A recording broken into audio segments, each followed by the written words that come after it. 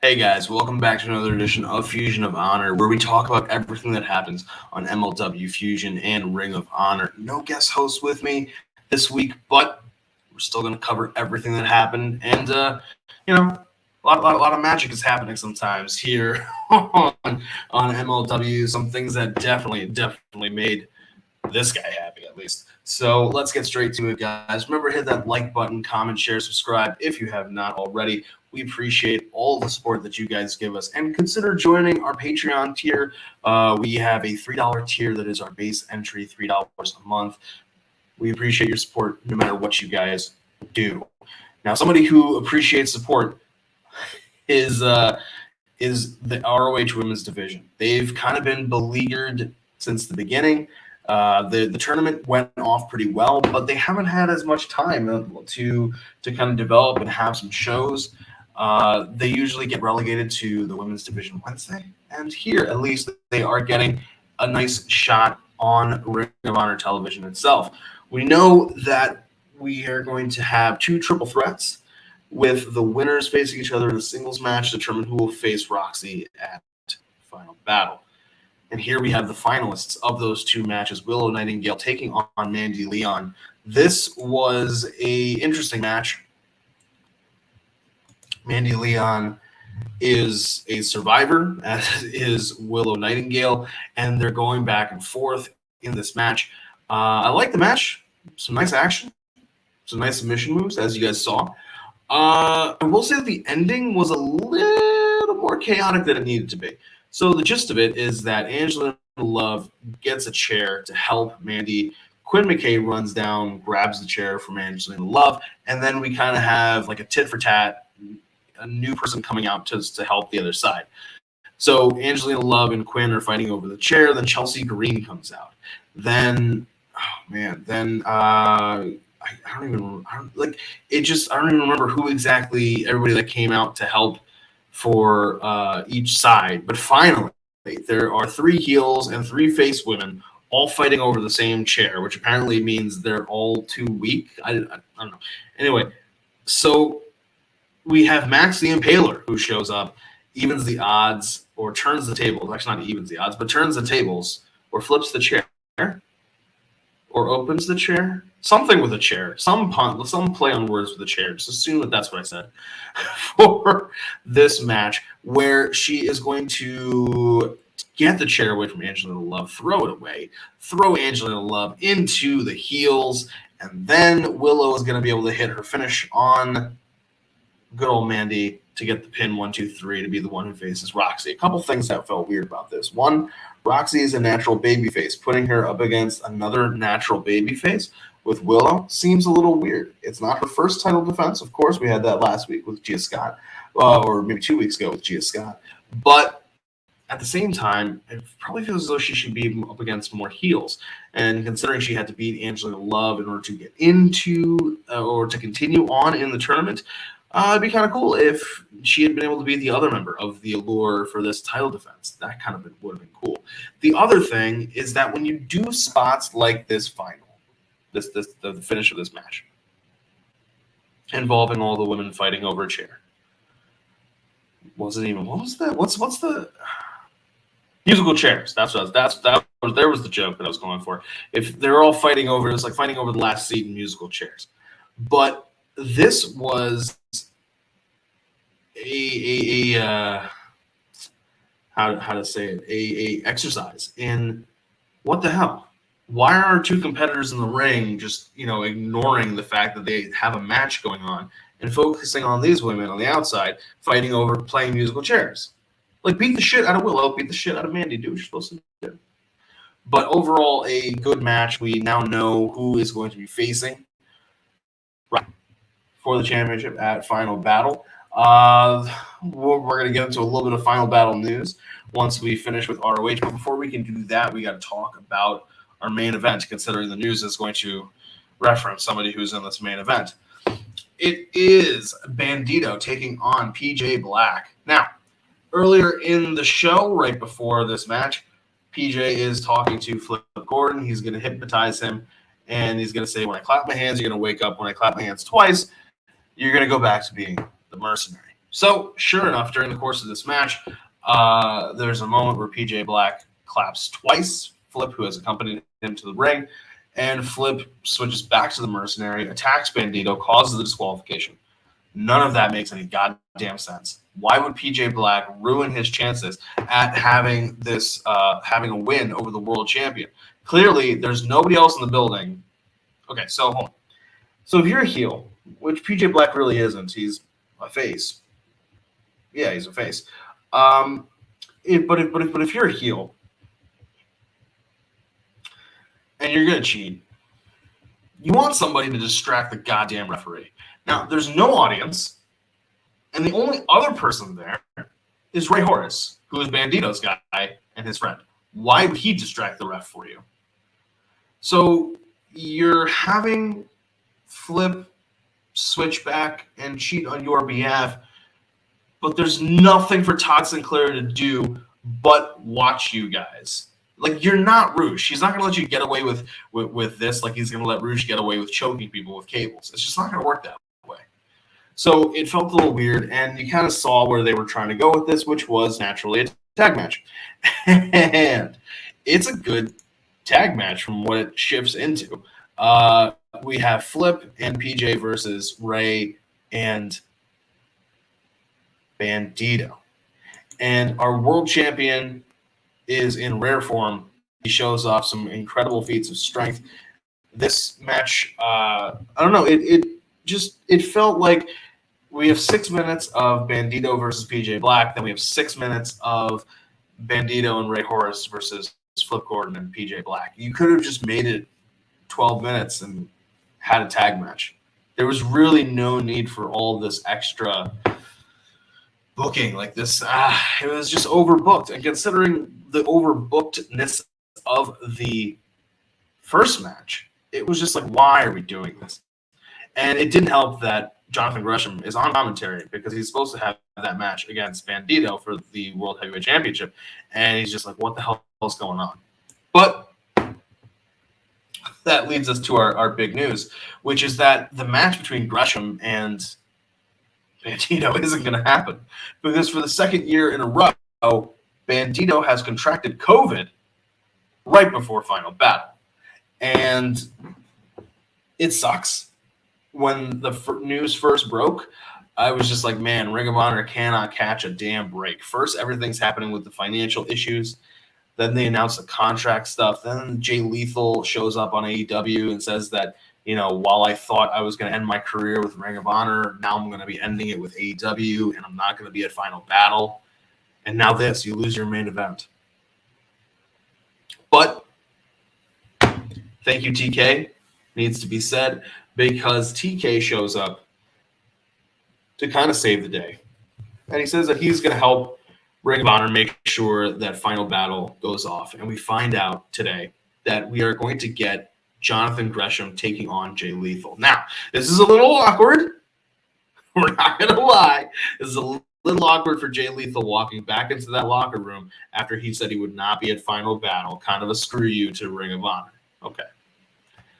I'm sure Jay agreed to do it because Jay, despite whatever issues he may have with the Ring of Honor management, I'm sure he knows what Ring of Honor has meant to his career.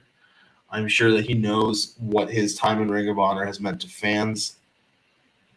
And I think he, you know, whatever issues he has with the company, he wants to do right by the fans. And that's admirable. And it's admirable for Tony to want to help. So kudos to both of them. I'm still hoping, based off of what Tony Khan alluded to, like he said he wanted to help them. And, you know, yeah, Jay Lethal has helped. But a really cool way to do like a send-off would be to get 2 former Ring of Honor champions to appear.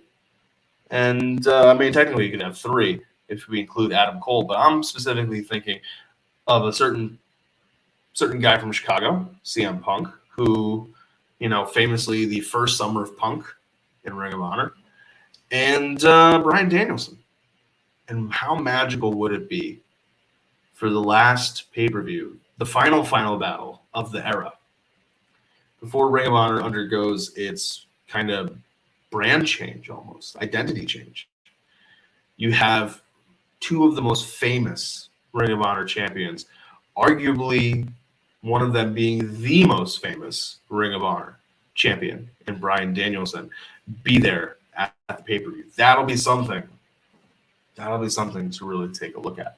And I'm looking forward to seeing what's overall with Ring of Honor's final battle. But before we can talk about that, or before we can, get to Saturday, we got to talk about this episode of MLW. So we start off with Ares versus Aramis. This is a nice luchador match. I'm trying to figure out how many times these guys are going to face each other. But hey, as long as they keep doing crazy shit like this, I don't know if I can really turn down the fact that the match is going to happen over and over again. It's not the first time. It's the second time, actually, these two men have faced off against each other. And third, if you count the fact that the two of them were in that ladder match for, not ladder match, the match with Tajiri to determine the middleweight champion with Myron Reed, Tajiri, and Ares and Aramis. And I was like, well, for Aramis, it makes sense because he beat Ares, but why is Ares in there? But anyway, they're fighting over a briefcase of money.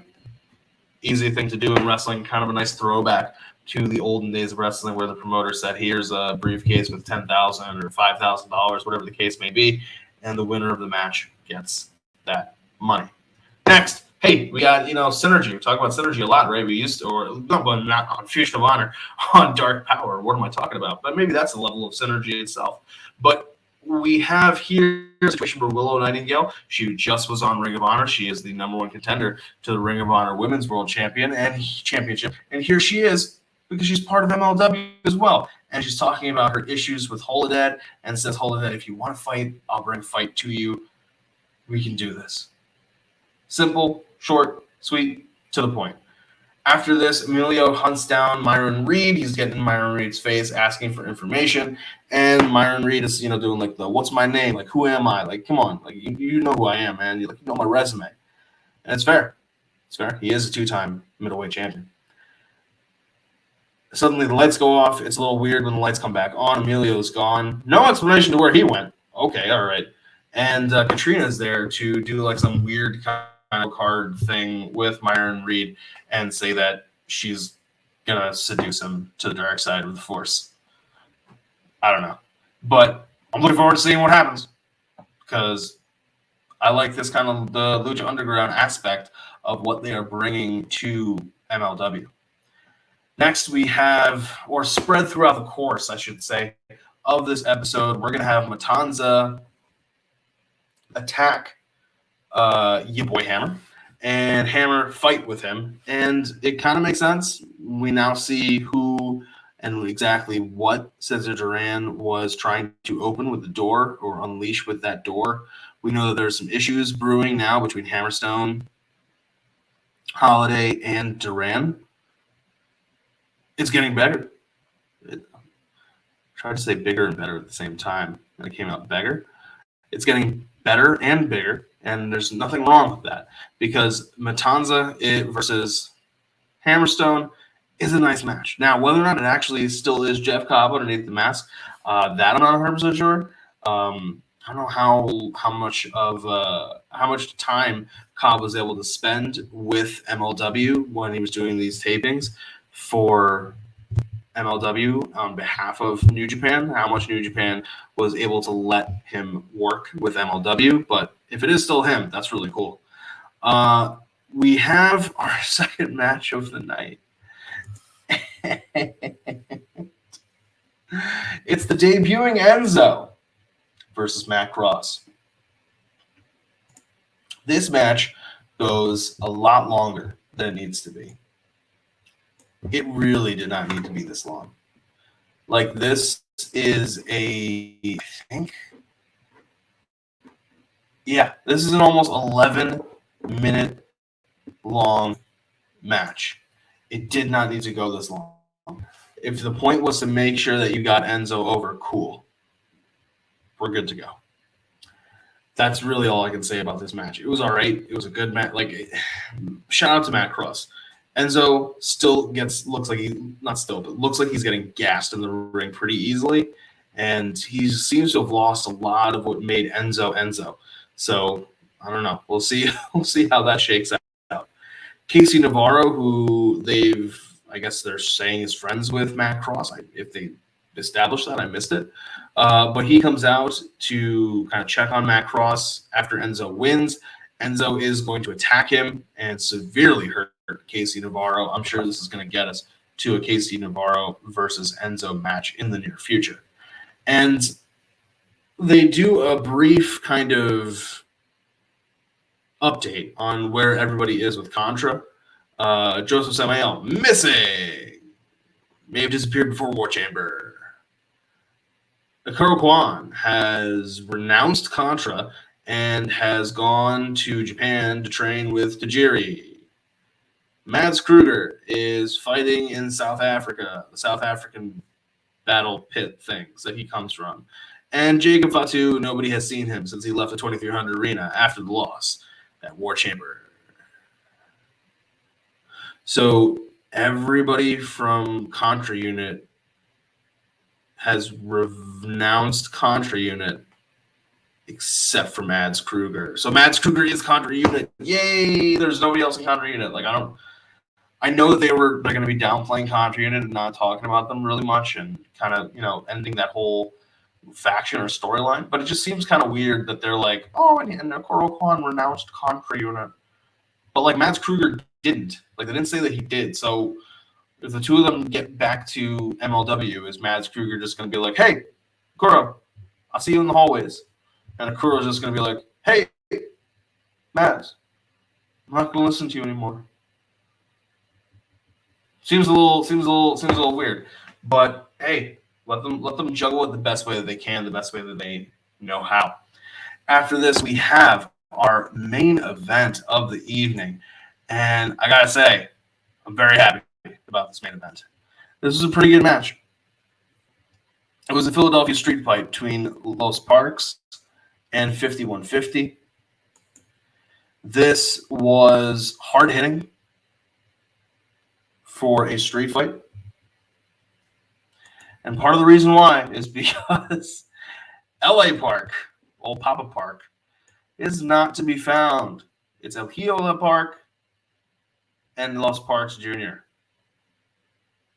Thank God, because the father can't move for shit.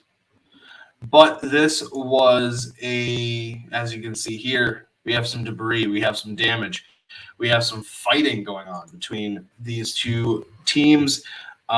Short match, under 10 minutes. But what it needed to do, it got done. The same way that, what was it? There was a no disqualification match recently that went about 8 minutes long. I'm trying to remember what show it was from. Either way, it doesn't matter. But that was it. I'm thinking of the main event of Hard Times 2, where it's Trevor Murdoch taking on Mike Knox. For a match like that has the emotion, that has the heaviness, that has that hard-hitting action to it aspect, you don't need it to go long. You need it to go exactly what it needs to be. It doesn't need to be some crazy-ass long match. It can be a lot shorter. And this works out really well. We have new tag team champions, 5150 take the belts. It doesn't feel as though it's too early of a title change because Los Parks has held those belts for God knows how long, and they've done absolutely jack shit with them. And 5150 at least feels fresh. It feels new. They seem as though they're going to be people who can work well with other teams. And I don't know, maybe there's some travel restrictions that are happening and aren't going to be as big of a deal with Los Parks. But I'm sure we're going to get some kind of a title rematch as part of the TV tapings down in Mexico, because why the hell wouldn't you? You know that Los Parks are going to be cheered in Mexico. 5150 are the heels. It just makes sense. So there are a lot of things that MLW did this week to move different storylines forward, develop new storylines. Casey Navarro versus Enzo is one that comes to mind. So yeah, overall, pretty well done for MLW. MLW takes the cake episode-wise over Ring of Honor, which isn't tough to do these days with Ring of Honor, considering they are only really having 2 matches. Yeah, they're really only having 2 matches every week, and when they do have 3, they're shorter. And in this situation, we really had 2 matches. It was just 2 of them that were combined into 1. But anyway, guys, thank you for tuning in once again to Fusion of Honor. I'm hoping I'll be here myself for next week's episode. We may do something where we combine next week with the week after, kind of a Christmas thing. But I'm going to be interestingly busy next week. A lot of things that I'm looking forward to. And I'll fill you guys in maybe on some of that after the week, because I don't know when exactly this is going to air in relation to things that are happening, and I don't want somebody to hear what could happen. Who knows? But guys, wrestling is an amazing thing. That's one thing that I do want to say, and we have some incredible storylines that have been happening with Ring of Honor and on MLW. By the time you guys see this, Final Battle will probably have aired. And I'm just hoping for a good show. I don't know if making match predictions really makes sense. I think it's more just whether or not we're going to have a good show or not. Because the emotional aspect of this show really outweighs a lot of the, who's going to win this title? Or this, that, and the other. There's a time and place for all of that. But it's really who's going to win the night. And I really hope that that's us, the fans, to see everything that Ring of Honor has been and everything that it can be in the future. I hope we get a glimpse of that. Who knows? So until next time, guys, until the Fusion of Honor recap of Battle, and maybe I'll have I'm going to try to have some guests on for that. I'm sure that Sid may want to be interested in either. He might actually be interested in doing a live watch along. So check that out if we do that. But guys, it's always fun hanging out with you guys. It's always fun talking wrestling. But remember, take care of yourselves, take care of each other, and I'll catch you later.